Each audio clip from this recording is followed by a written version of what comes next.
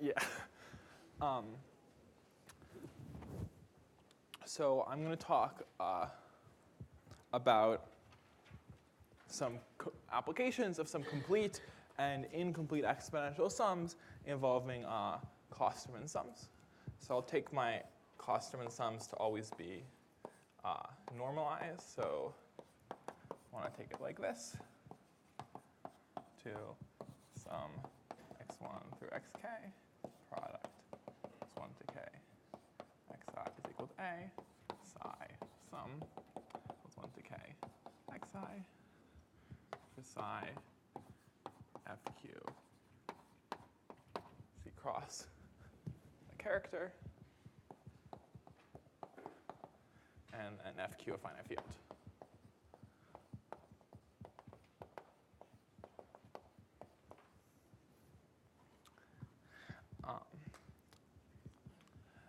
And the main theorem I want to talk about is a bound for bilinear form sums involving KLK.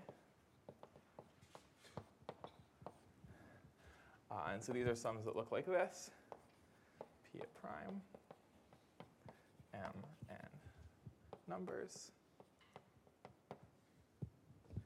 alpha M, beta, alpha N functions.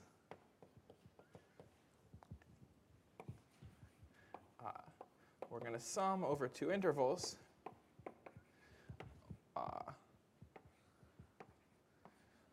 one function depending only on the first variable, one function depending only on the second variable, and a function depending on the product of the two variables.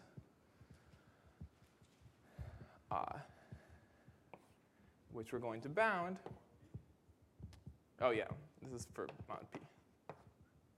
And I'll drop this once it becomes clear, I think, which one I'm working with. But let's keep that for now. We bound it in terms of the L2 norms times a constant, which is O of square root M n q to the epsilon, n to the minus 1/2, plus m n to the 3/16th, q to the minus 11/64. Something like that. For m and n satisfying some mild inequalities. So the key thing I want to draw your attention to is this. The way I've normalized it is so it's O of 1 by Deligne's bound for Klosterman sums. And so just by applying Cauchy-Schwarz directly, we can get the trivial bound, which is alpha beta root mn. So this is trivial. And this bound is non-trivial as long as m times n is greater or equal to q to the 11/12th. So that's really what's important. It's the range of non-triviality. And in particular, if m and n have both size root q, of course, m times n is of size q. So we're non-trivial below the square root range. Is that a square root of mn there? Yeah, this is supposed to be a square root symbol. Let me try and draw that more. Is Q P? Oh, yeah, q should be p, yeah. All right, let me just make q prime, and I'll stop trying to do it the other way. You can do it.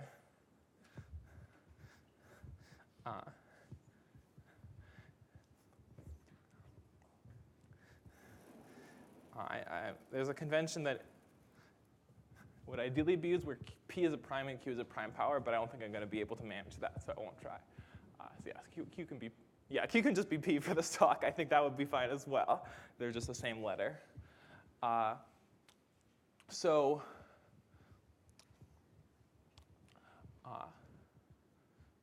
have a bound below the square root range. This is pretty rare. There aren't too many bounds of this type involving kind of intricate exponential sums like the Klosterman sum. There's more such bounds if you allow kind of simpler things, like I've had an additive character of a polynomial in here. And what's the other thing that's nice about this one is it also has some nice applications, which I'll now state.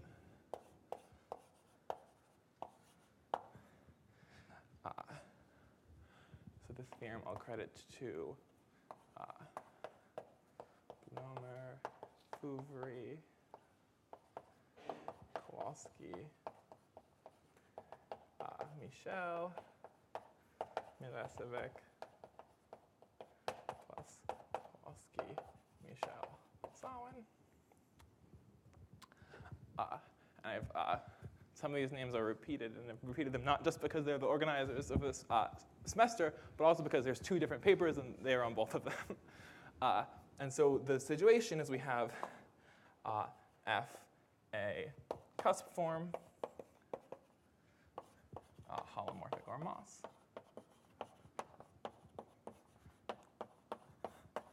of level 1. And so Q a prime. And we look at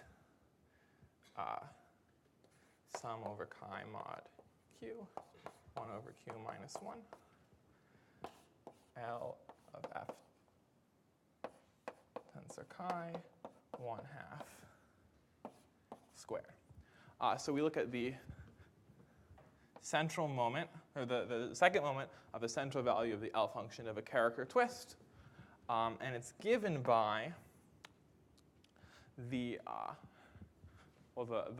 previously conjectured formula, which is twice L of sim2 F1 over zeta of 2 log Q plus beta F plus O F of Q to the minus 1 over 145. Or this is some explicit constant.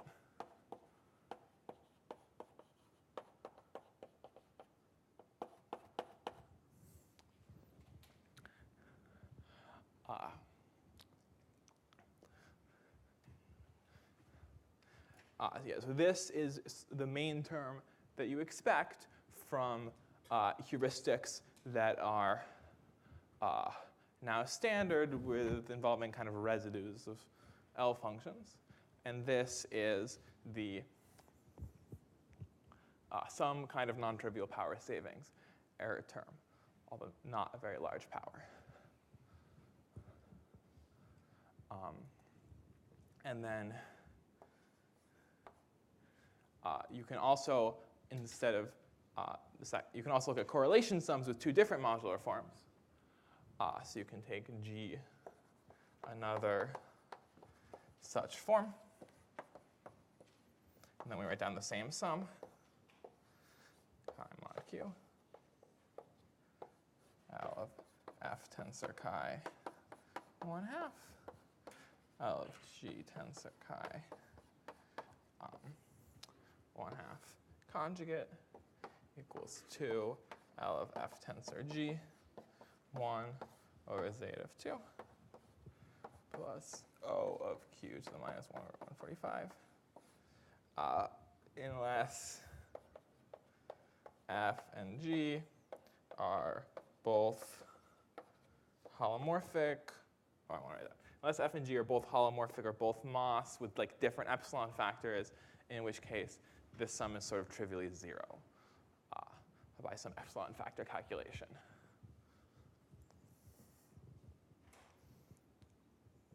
In the error term for theorem 1, Yeah. does one of the mn be to a negative power of q to a positive power? Yeah, this is supposed to be minus sign. Yeah. Yeah, so this term is less than 1 whenever mn is greater than q to the 11 over 12, I think. Should it be the other way around? Oh, yes, you're correct. Yeah, the exponent on mn should be negative there, and the q should be positive. Thank you.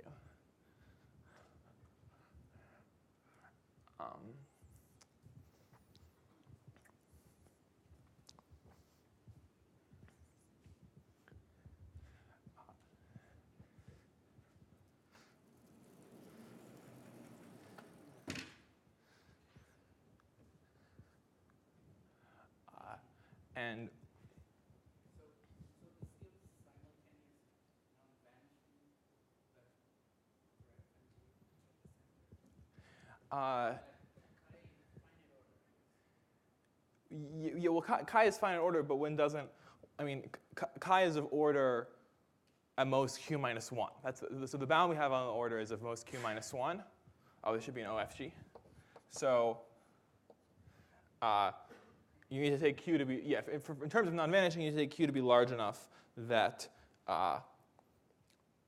this term dominates this term, and then it has to be non-vanishing. I mean, you can get, we were discussing this earlier, but I think using this kind of moment result just to prove the existence of a single non-vanishing form is a little bit overkill, and there's easier ways. But but what's good about this moment result is you can put like additional terms and modifiers in there and do a kind of amplification method, and you can get certain kinds of stronger non-vanishing results, like non-vanishing and even being in a particular sector, which the union of these two sets is currently working on that problem I'm working on. So there's, but one doesn't have any control of the order, so we're taking the average over all chi mod q.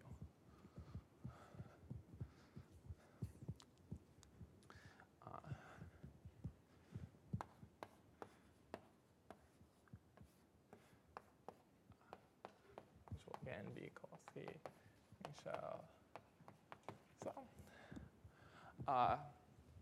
So this is going to be a level of distribution estimate. We're going to take f a cusp form of level 1.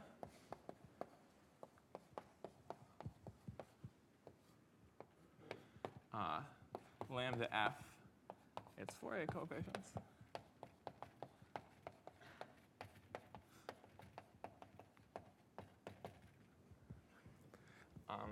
And then we let lambda f star 1 be of n, be the sum d dividing n, lambda f of d. So you can also think of this function as the Fourier coefficients of an Eisenstein series on GL3, if you enjoy that. And then the bound is for the sum of this function in progression. So we need q a prime, a and z mod qz, a residue class, a in the reals. And so we bound the sum, we have x. Also need x and the reals.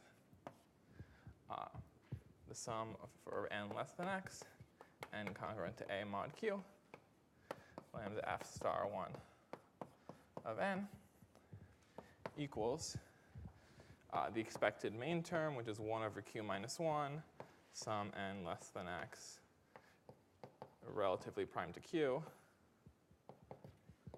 lambda f star 1 of n,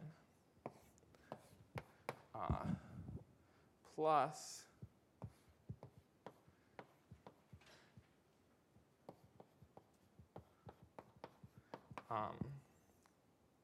O comma A F. Yes. Although I think for this, I mean, this is sort of a linear thing, so presumably you could deduce it from the non-eigenform case, from the eigenform case. But yeah. So I mean, in both cases, I mean eigenform here. Yeah, I think that's right. The theorem could also be stated without the eigenform condition.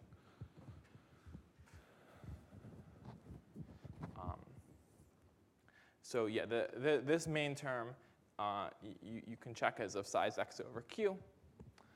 Right. And so we also want to, I should say, we normalize it so that lambda f of n equals n to the little o of 1.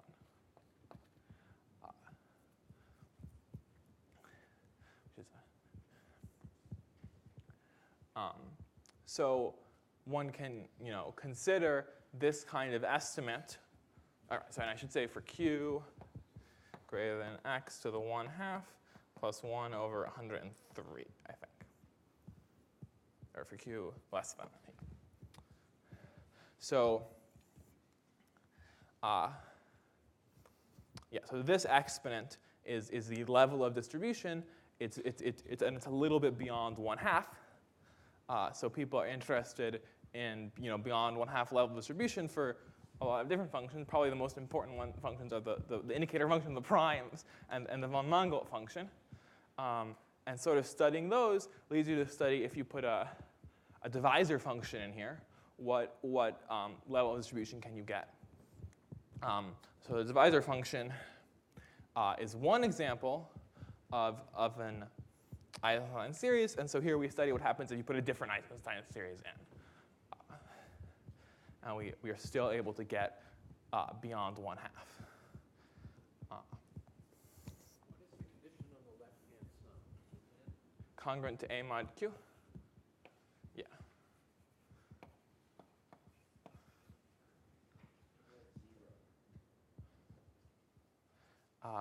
Yeah.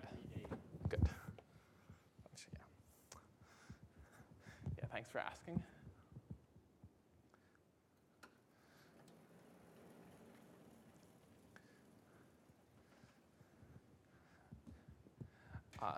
So I hope you'll agree that at least these two problems are reasonably interesting, somewhat important problems. So I'm now going to talk about how you prove these two problems using theorem 1, and then also something about how you establish theorem 1.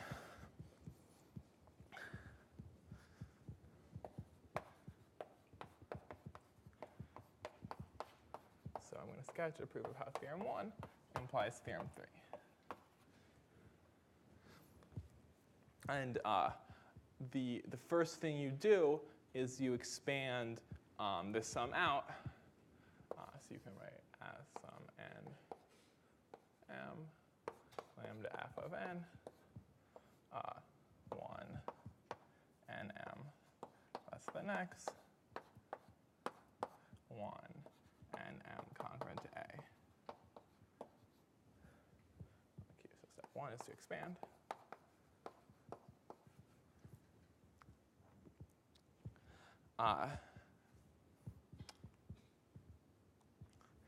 And the second step is we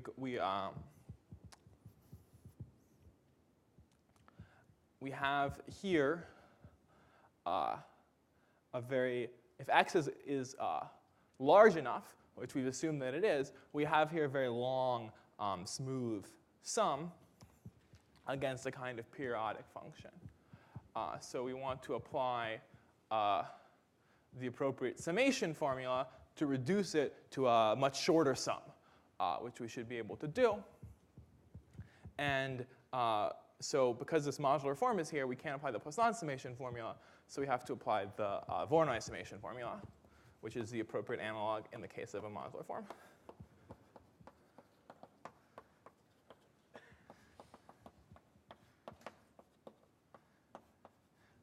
And what this does is it replaces this long sum by a shorter sum, but it causes new terms to appear. It causes KL3s and Bessel functions to appear.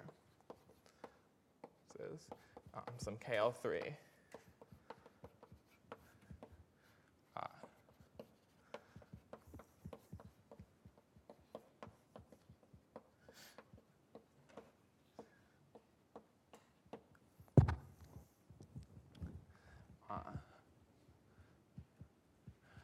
And the reason that KL3 appears is because we have a form on GL3 here.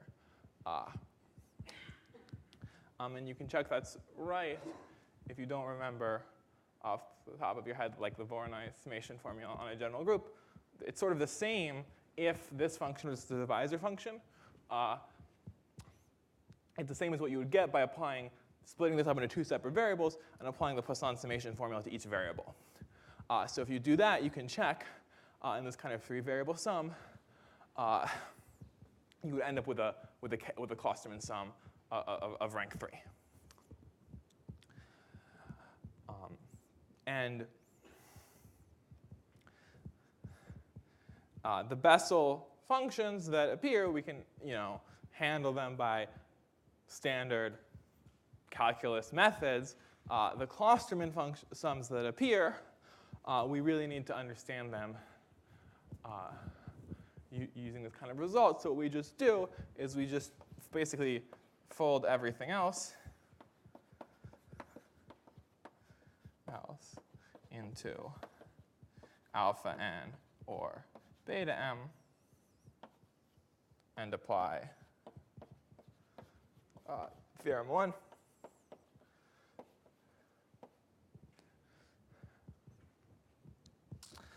And the key point is that the way this is set up is that if we only knew the trivial bound here, we would be able to get exactly a level of distribution of 1/2 by this method. And because we have a slightly non-trivial bound here, we end up getting slightly beyond 1/2 here.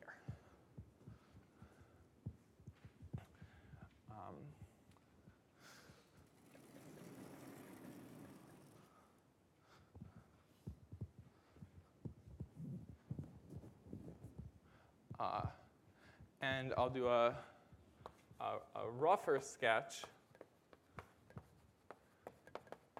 of theorem 1 implies theorem 2.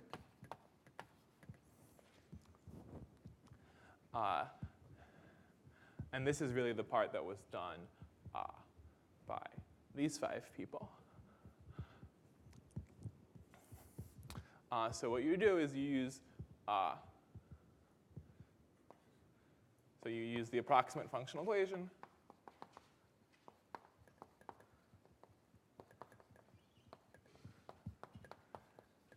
to reduce the L function to a L of f tensor chi 1/2 to a reasonably short sum, not a sum of infinite length, that again looks something like this. And then because we're at the central point of the L function, we have kind of equal contributions from n and m on all different ranges, all different sizes. And so there's many different ranges. And then different estimates are needed.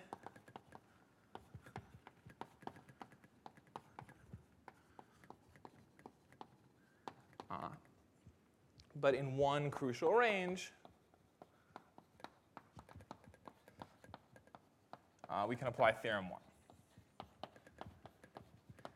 So we basically do it by the same strategy. If we apply a summation formula and Klosterman sums just appear, and we handle everything else, we just estimate the L2 norms, and then we apply this theorem.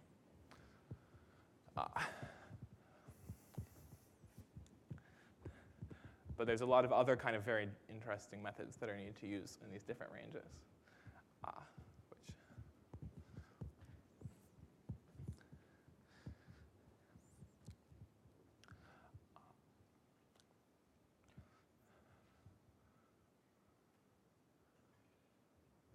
So now,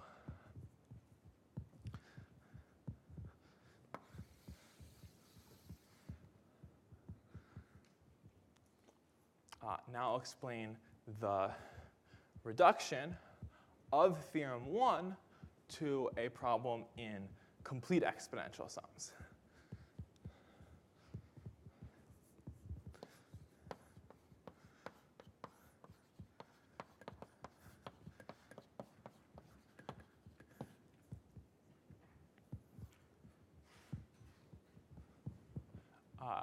So we're going to use a method of completion here that is a descendant of Burgess's method for character sums. And the reason we're able to do this is because there's some amount of multiplicative symmetry here.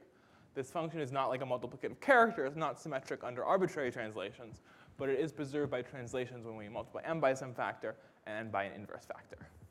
But we can leverage that symmetry to get a short interval bound. We have these two arbitrary functions here, which are spoiling the multiplicative symmetry. So we first have to do something to get rid of at least one of them if we want to apply this method. So what we do is we take the left side. If we want to bound some m less than m, some n less than n, alpha m beta n, klk of m times n. We can do it n beta n. Let's try and keep it. It suffices to bound. So what we do is we do a Cauchy-Schwarz in the m variable. So we end up with a sum of n1, n2 less than n, alpha n1, alpha n2 conjugate, sum of m less than m, klk of m n1, klk of m n2 conjugate. And then the bound for this, we just take a square root, and it'll be the bound for our original sum. And this is now, it's a sum of just the trace function over an interval. So if this interval were long enough, we could essentially stop here. We could directly apply the Playa-Vinogradov method to bound this sum by using a relatively simple bound for completed exponential sums for the sum of this function against an additive character in m. So the interesting range is then when m is a little shorter than that, where that method does not apply. And so then we use the fact that if we shift the interval by a small enough amount, it's still more or less the same interval.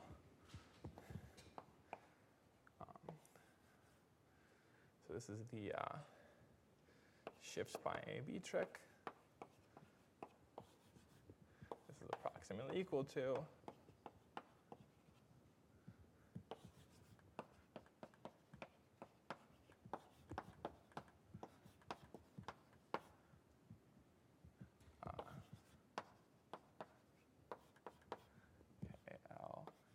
of m plus ab times n1 klk of m plus ab times n2 conjugate when a times b is less than m, much less than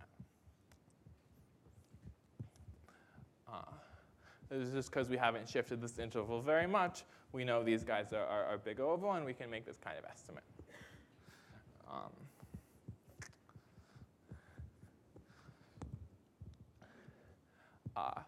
And now we apply, we take advantage of the symmetry. We do a little change of variables. Let's write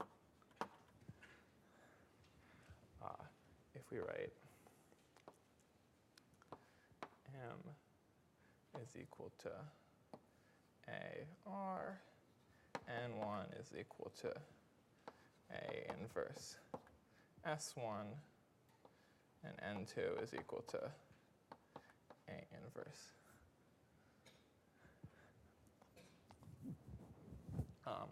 So if we add these new variables R, S1, and S2, basically we're just taking the A from this term and we're moving it to the other term. What we end up getting this inner sum. We end up getting a sum over B, klk of R plus B S1, klk of R plus B S2 conjugate. And then here we have a sum over R S1 and S2. And we have some kind of term in here. Whatever this term in here is, it's entirely elementary. There's no Klosterman sums in it. We can figure out whatever the best bound is on that term by elementary methods. And what we can do is we can apply a Holder inequality. We raise this to the 4th power, and we sum. The radius of R and S depend upon A? Yeah, so to be precise, we're just going to end up summing R over everything in FQ, and then we sum S over, so if you write it the other way, it's R equals A inverse M, S1 equals A inverse N1, S2 equals A inverse N2. There's no inverses here. So this thing we're going to just interpret as a residue class modulo P, whereas these things, we can actually interpret them as a number in modulo P that's bounded by, A times N. And we'll use, we'll then detect this by characters, and we get a little bit more savings that way.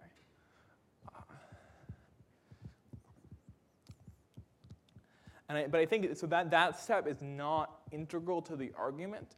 I think you could do without it, but you would just have to bound a different exponential sum. You're thinking of capital A as being very small. Yes, yeah, capital A and capital B will indeed be quite small here. I mean, maybe not so incredibly small. I mean, I think AB will end up being not much smaller than N.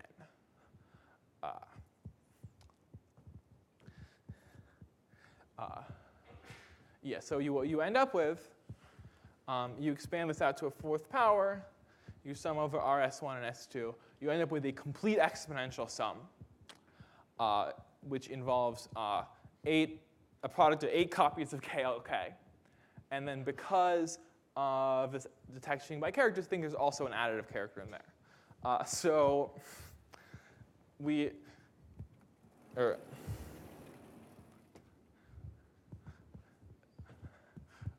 need some additional notation to organize it and make it sort of more reasonable. It doesn't help that much. It still becomes a very strange formula. But I'll write this down.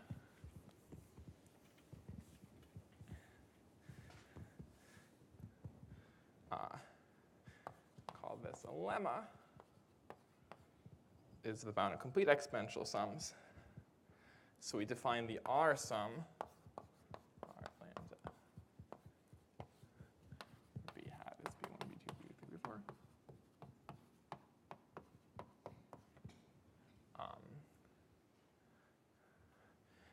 This is the sum over S and FQ of KLK of R times S times R plus B1,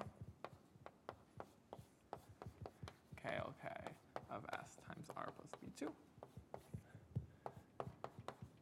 KLK of S times R plus B3 conjugate, KLK of S times R plus B4 conjugate, and then an additional psi of lambda S. So this is a product of 4 Klosterman sums, so we've got to multiply it by itself another time. And so we end up, we want to sum over R of R lambda 1, yeah, R of R lambda 2 conjugate equals Q squared plus O, or Q squared. It's not quite right, don't write that down. Oh, there's an eraser over there. It's Q squared only if lambda 1 is equal to lambda 2. Delta lambda 1, lambda 2, plus O of Q to 3/2 for B hat outside some, so some NFQ, some algebraic subset.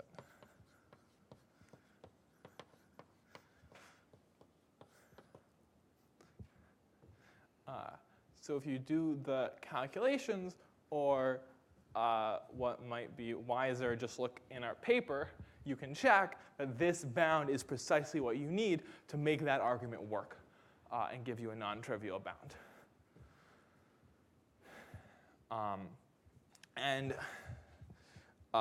Another thing you can check is that this bound is really the bound you would expect based on some reasonable square root cancellation heuristics.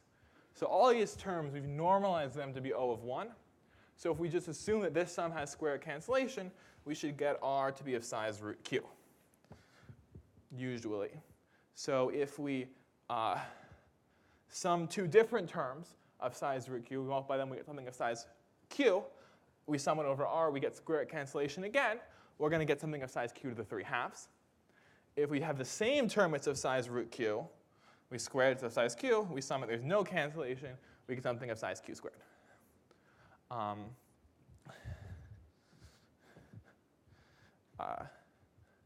So I guess we have a lot of square root cancellation heuristics in many different areas of analytic number theory. It's particularly helpful to apply them here, because here there's a good chance that we can actually prove square root cancellation. In the setting of complete exponential sums, we can often prove square root cancellation. Oh, I guess there was a previous talk at this conference in which better than square root cancellation bounds were proved, and I can't help you with that, unfortunately.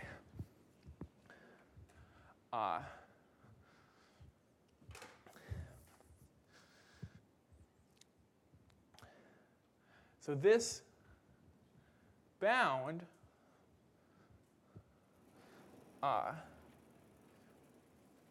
what's not obvious, but if you're in the know, you can sort of see directly, is that this bound is really a statement purely of algebraic geometry.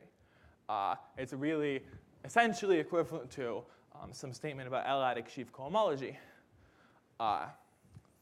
And so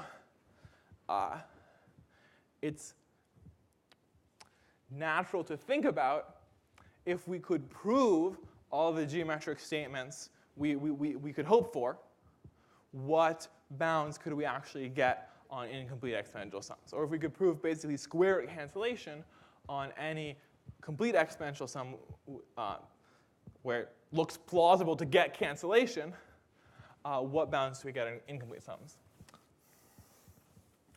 And the answer, I think, is kind of cool, and it also might be helpful if you're considering any kind of related problems. So the assuming stronger forms of lemma 1,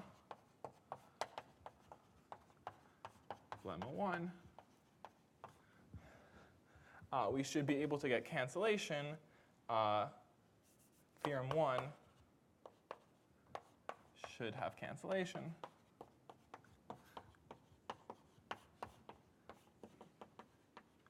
For mn greater than or equal to q to the 3/4.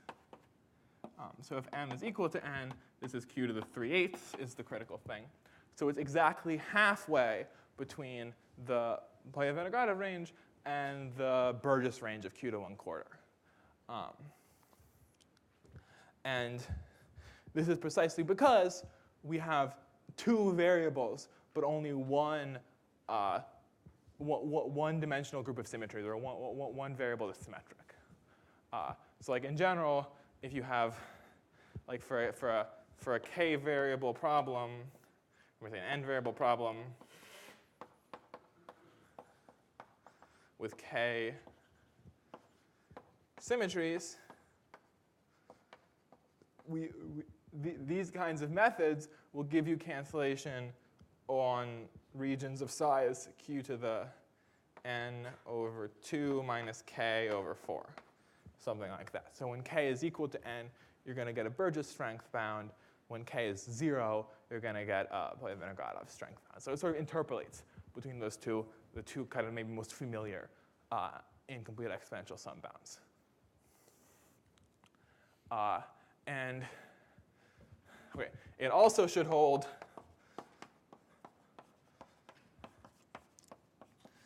for many more trace functions. So if you replace the Klosterman sum with some other complete exponential sum, which maybe is normalized to be an O of 1 bound, we expect that a similar bound should hold, unless you've done something really silly, like replace it with a multiplicative character or replace it with an additive character. Yeah, I mean, it's clear that if this is an additive multiplicative character, there's just like no cancellation here.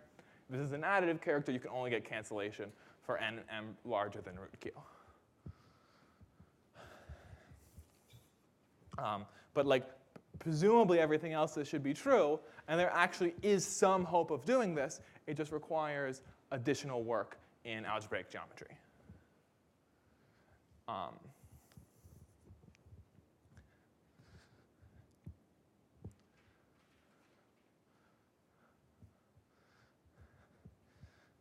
Okay, and so I'm now going to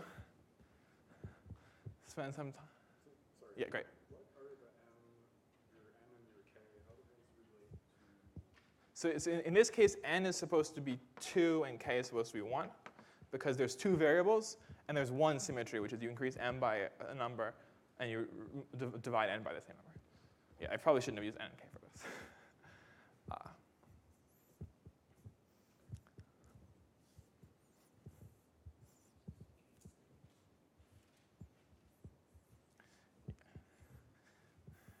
Yeah, you can probably choose your own letters for what that should be. Yeah, but definitely the remainder of the talk will be more technical, or will be at least a different kind of technical. So if you have any questions about what I said previously, now would be a great time to ask them before I get into the algebraic geometry. N equals 2, k equals 1, that's the condition in theorem 1? Yes, I'm saying that, I'm saying we have 2 variables, and we have 2 variables and we have a one-dimensional group of symmetries.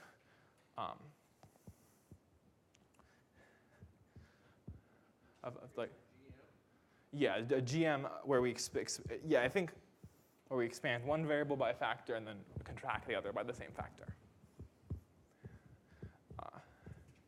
But yeah, so it seems like any kind of sum where you have symmetries, there's hope for a below square cancellation bound by these kinds of algebraic geometry methods.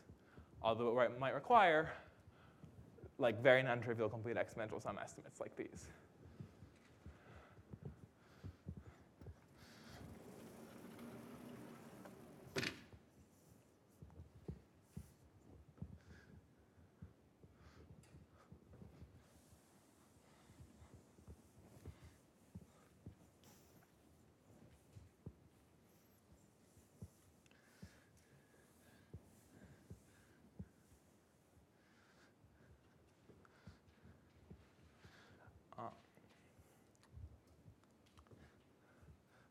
So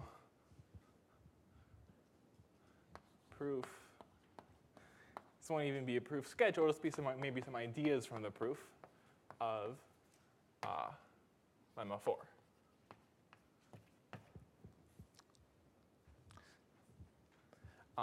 So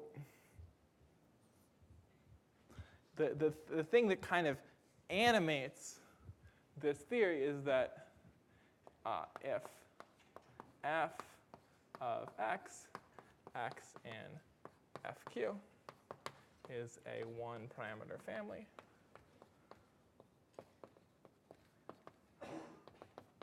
of complete exponential sums,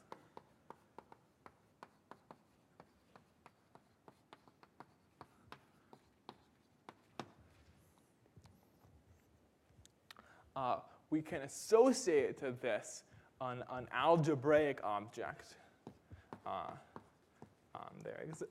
or geometric object, which is a representation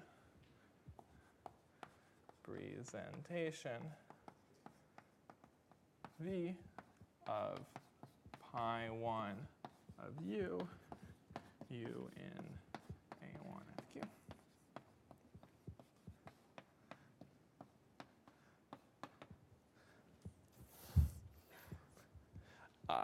So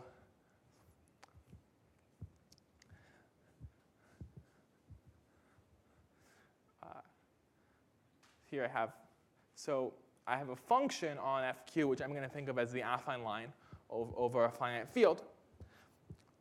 And I'm going to associate the function to a representation of the fundamental group of that line or of some subset of it with the property that f of x is equal to the trace of frob q at x on v. And then the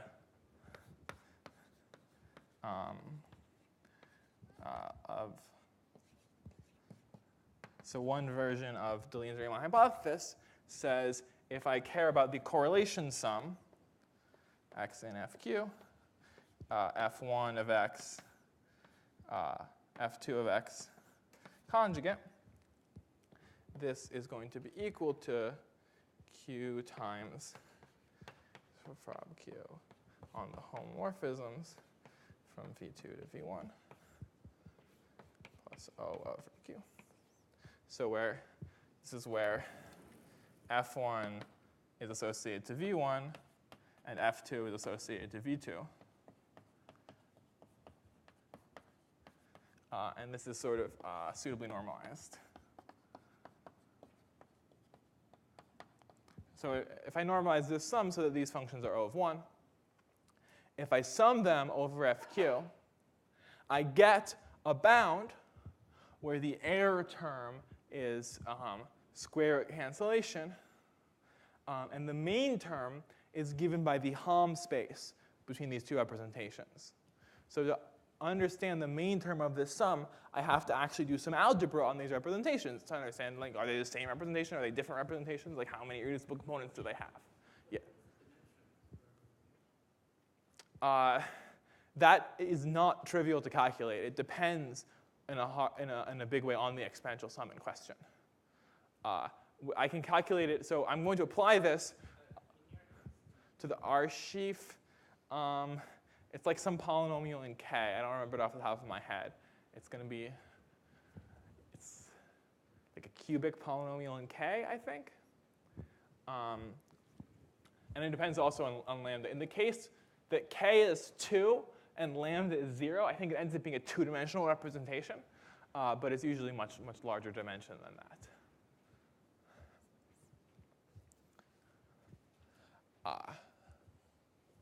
But yeah, there is an explicit formula for this when one uses the Grothendieck-Shafrevich formula to calculate this. And this theorem is not quite right. There's one caveat. There's an exercise, if you know this stuff, is what is the largest lie that I said in the statement of this theorem. So we're going to basically, if we apply that to this sum, what we get is that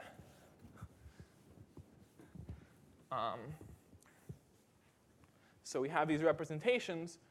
We have representations, which we write curly R, lambda B very creatively, associated to R,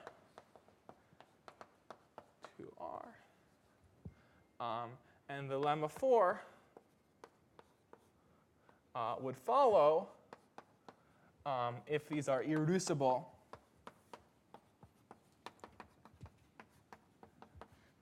and distinct or non-isomorphic for different lambda.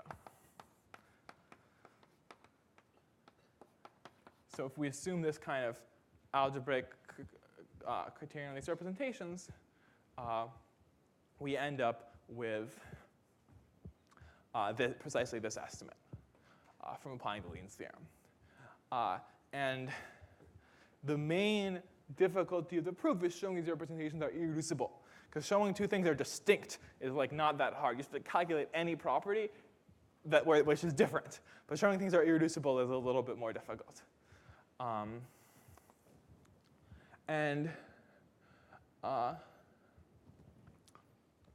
very broadly what we're doing is we're taking advantage of the algebraic structure of the problem to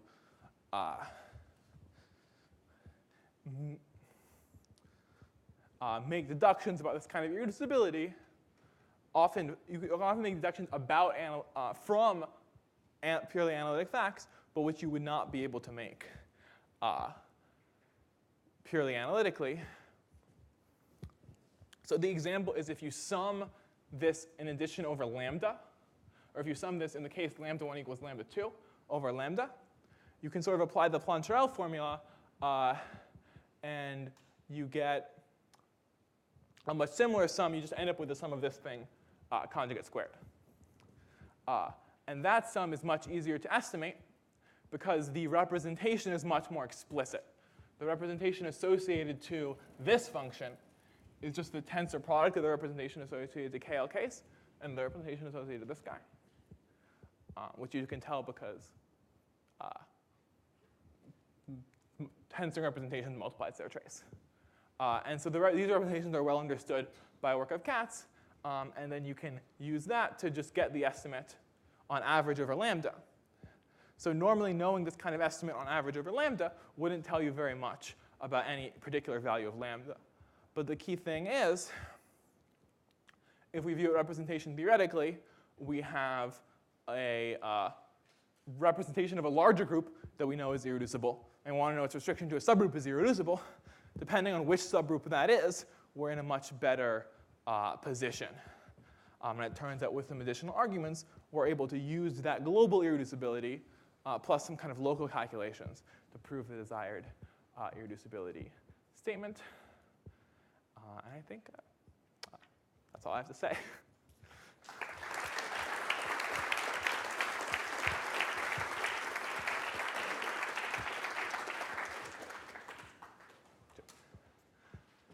like to understand the statement of lemma 4. Oh, sure. That 4 includes different sums. Yeah. Some conjugate are Oh, sorry. The conjugate should be over the entire thing. Sorry. Yeah. 1 over R of P4. No, it's over. The Klosterman sums themselves are being conjugated. 1 at the end is the Yeah. There's no. Yeah. Oh, there's no one. Yeah. I think it was an incomplete erasure. And this all sum is multiplied by psi of lambda times that? Yeah. Yeah. So this is not. So psi is also a variable in R? So size is going to be a fixed additive character. You can take it to be the same additive character we use when we're defining the Klosterman sum, or you can take it to be a different additive character. It doesn't really matter. That only will have the effect of scaling lambda. But yeah, psi of lambda s is going to be an additive character.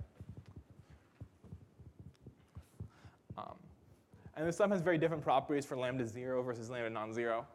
We need to use kind of different methods for the two different cases. So in your paper, you have this result, but with KLK replaced by just some general function K with a description of it that I don't understand. How much more general than Klosterman sum? So the deduction of theorem 1 from lemma 4 is incredibly general. We basically didn't use any property of Klosterman sums in that.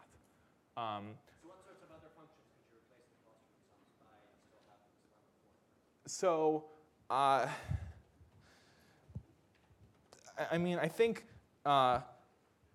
Fouvry, Kowalski, and Michel have done some work on this where you replace it with an additive character of a polynomial, which maybe only has two monomials, some kind of simple function of that form. And they're able to prove lemmas like this and get similar results. But we believe, so there's hope, any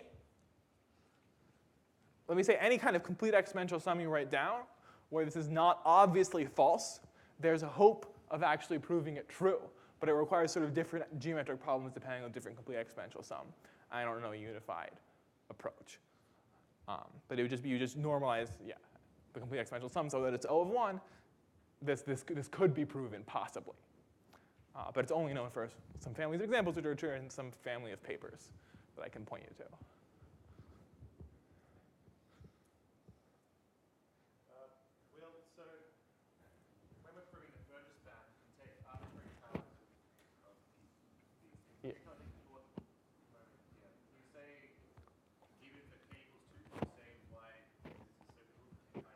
Yeah, so what you end up with a sum of more variables here. And the key issue, but you don't end up with a longer sum. The key issue you end up with is this subset where the bound doesn't hold. You need to control. So here it's a solution set of a single polynomial equation. But to prove a good bound, you need an estimate on kind of how many b's satisfy this. So you really need to know what is the dimension of this algebraic subset to get a better bound. Which in the Burgess case, it's very easy to calculate the dimension of the bad subset. It's only the kind of obviously bad ones. And so there's a particular geometric argument where we throw away an algebraic subset and we don't know what the dimension is. And we would have to be much more careful to actually evaluate the dimension. But if we did that, then we could get the 3/8 bound that I was mentioning earlier. And there's some hope. We're thinking about it, but we don't know how to do it yet.